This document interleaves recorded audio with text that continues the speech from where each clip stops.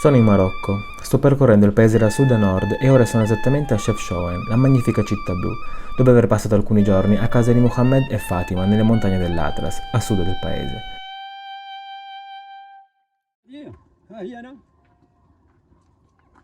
Ma questa è un'altra storia.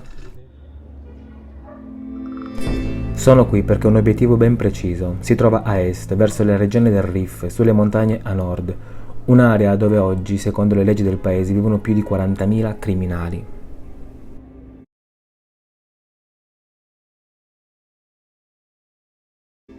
Sono passati 2 giorni, ho chiesto a locali, tassisti, negozianti, ho cercato online, youtubers, blog, qualsiasi cosa che mi potesse dare qualche spunto, ma nessuno ha quello che cerco, anzi vengo scoraggiato, mi sconsigliano di stare alla larga dalla zona dove voglio arrivare.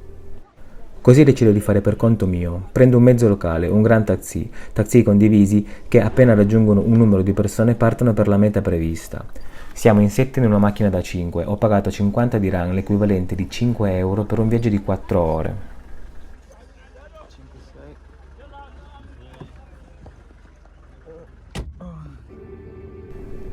Partiamo verso la meta prevista, incomincio a notare il paesaggio che cambia, noto le prime enormi distese di piantagioni, dopo aver cambiato a Bet Berred proseguo verso Issagen, Ketama, punto dove spero di trovare quello che cerco.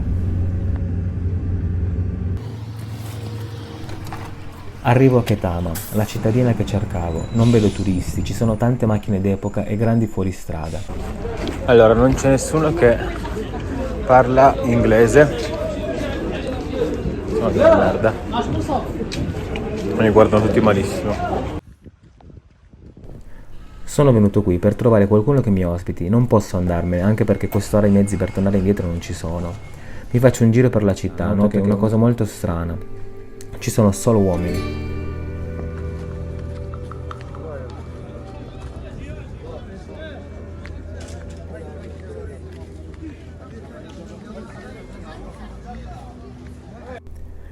Sapete qual è il grande problema? Trovare qualcuno che mi lasci filmare.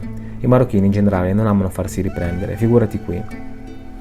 Dopo diversi approcci riesco a trovare qualcuno. Mi fa venire a prendere da una macchina. Mi ha detto che più tardi avrei incontrato qualcuno che parlasse spagnolo, ma che prima dovevo raggiungere la casa di un tizio. Mi faccio prendere dall'ansia, ma non lo faccio notare. Inizio a realizzare che forse non è stata una buona idea salire su una macchina di uno sconosciuto. Faccio finta di mandare una chiamata per far credere di essere in contatto con qualcuno. In realtà ero in modalità aerea da 2 giorni.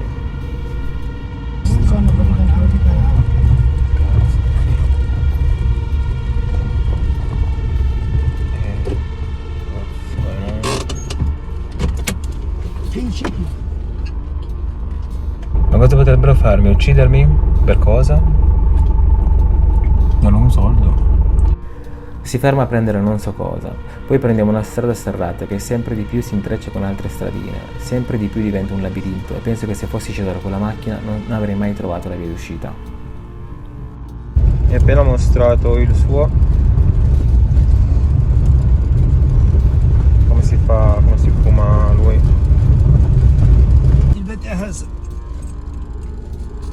È gigantesco. Non so dove sono, non ho idea di dove stiamo andando, non ho avuto modo di spiegare le mie intenzioni e la persona con cui sono non parla una sola parola in inglese.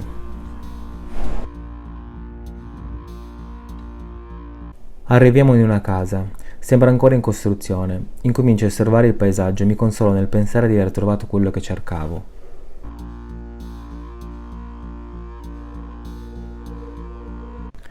Mi mostra la sua proprietà. In completo silenzio, non riusciamo a comunicare. Ricordo che un tassista mi aveva detto che qui vengono spesso i turisti che si ingoiano i pezzi interi di hashish e riescono a portarli in Europa passando i controlli in aeroporto. Non vorrei che pensassero fossi uno di loro.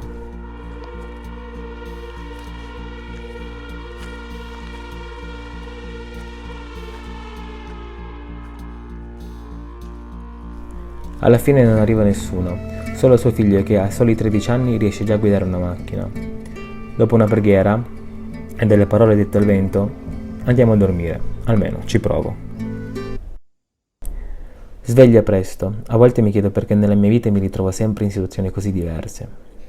Certo che ti svegli con un con un profumino, mamma mia. Ci stiamo dirigendo verso casa di qualcuno. Noto che ci sono diversi uomini che camminano lungo le strade. Lui mi fa segno di non filmarli. Tutte cose che alimentano ancora di più la mia ansia mattutina. Penso che siano delle sentinelle, ma non ne sono certo. Siamo arrivati. Noto 5 uomini seduti davanti a un tavolino e un'enorme struttura in metallo. Mi sembra di essere in un film dove io sono quello che muore per prima. Mi presento a tutti, nessuno parla inglese e finalmente arriva chi parla spagnolo. Sono tutti proprietari terrieri. Mi siedo e incomincio a spiegare a José il perché sono venuto da loro. Mi chiede più volte se sono giornalista. Gli dico di no, gli spiego che voglio conoscere come si vive tra queste montagne. È il mio modo di viaggiare il mondo. Gli faccio vedere le mie foto e gli chiedo se fosse possibile vedere come producono l'hashish. Mi risponde che è molto difficile e deve chiamare un suo conoscente.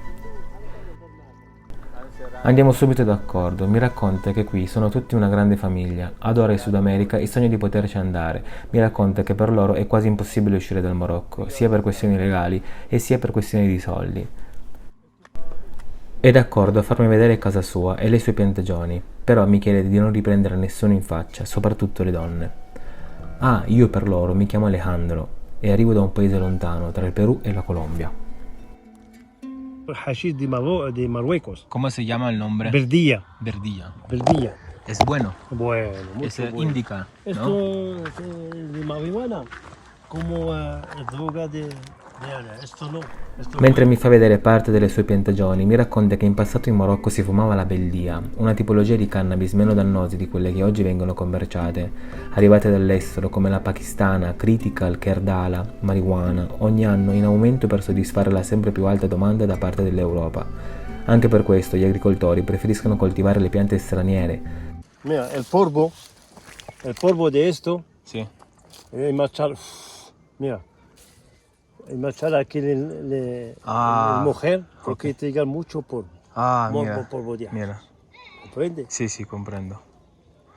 Y pero eso no tiene efecto. El hombre no tiene, solo hembra, solo la mujer. El mujer, el hombre, mujer, mira, Sí, sí, entiendo. como Sí. Ah, sí. Sí, es eso, ¿no? eso, sí.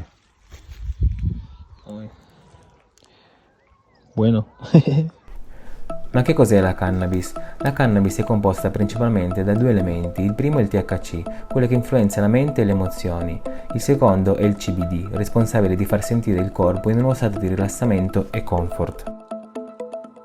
Questi componenti, a seconda della loro quantità, generano 2 specie di cannabis, sativa e indica. La differenza non è solo nell'altezza della pianta, ma negli effetti che generano sul corpo umano. La beldia, considerata indica, ha una quantità di THC e CBD nella media, molto meno forte delle altre tipologie. Mi dice come le piante straniere stiano facendo impazzire i ragazzini, renderli troppo dipendenti e stupidi per quanto ne fumano. E gli chiedo se può mostrarmi come la producono. Quindi ci spostiamo, andiamo verso un'altra casa. Ho notato che sono tutte costruite in punti strategici, a vedetta verso le strade. Noto che le persone nel vedermi si nascondono. Questa è pronta per essere lavorata, i fiori vengono raccolti ed essiccati come un normale processo di agricoltura. Il prodotto che ne deriva è considerato una droga in molti paesi, d'altra parte è anche uno dei farmaci naturali più comuni al mondo, infatti viene utilizzata anche a scopo terapeutico. Ogni anno coloro che producono l'hashish preparano gli stock per i contrabbandieri, mi dicono che quella di bassa qualità viene mischiata con l'enne, medicinali e altre sostanze per renderla più voluminosa, così da poter essere venduta ad un prezzo più alto.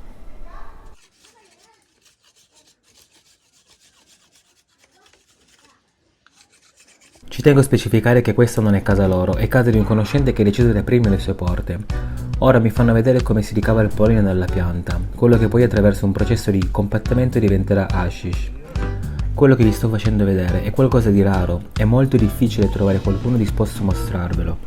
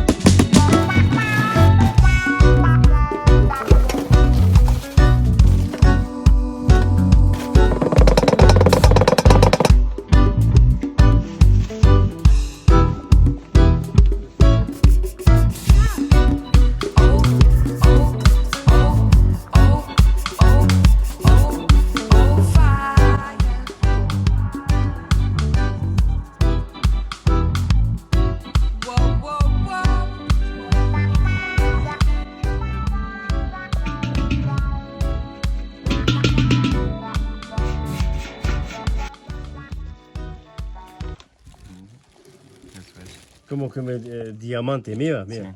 Comprende? Mira. Mira, sì. Come diamante. Il whisky.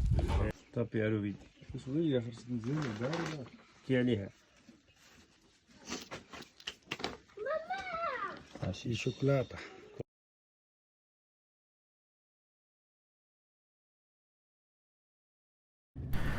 Mi invitano a cena da loro, ovviamente accetto, anche perché di nuovo è troppo tardi per tornare a casa. Ad un certo punto mi ritrovo in mezzo a 3 famiglie, persone umili e di una gentilezza incredibile. Arrivano tutti, i figli, le mogli, zii e cugini, mi trattano così bene che mi sento accettato nella loro grande famiglia.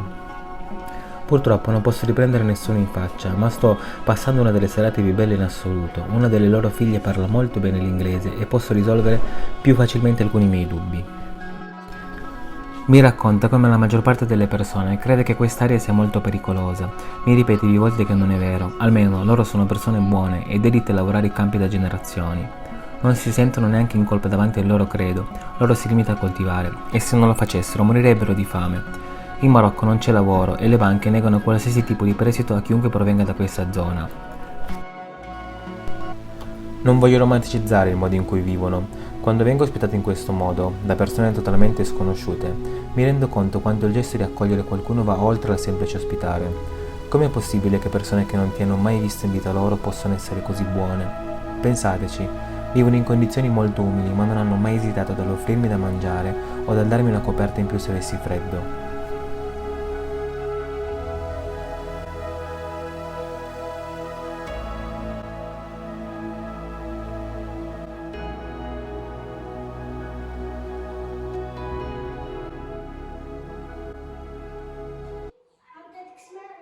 Sveglia tardi, una buona colazione con l'immancabile tè, in famiglia. Il mio tempo qui è terminato. Forse sono stato estremamente fortunato, forse non consiglierei mai ai miei amici di venire qua da soli.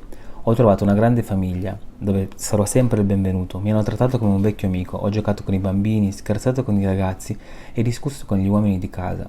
Tutti sognano un futuro migliore, poter cambiare lavoro e ricominciare da un'altra parte. Purtroppo ancora oggi è molto difficile, i figli maschi si sentono in dovere di continuare il lavoro dei padri e le figlie si sentono troppo attaccate alla loro famiglia. Ieri mi hanno raccontato come gran parte dei marocchini siano convinti che coloro che possiedono le piantagioni siano ricchi fino al collo e vivono una vita lussuriosa senza mostrarla. Non è vero, almeno per la stragrande maggioranza di loro. Gli unici che beneficiano di queste ricchezze sono i contrabbandieri, comprando dall'agricoltore ad un prezzo ridicolo.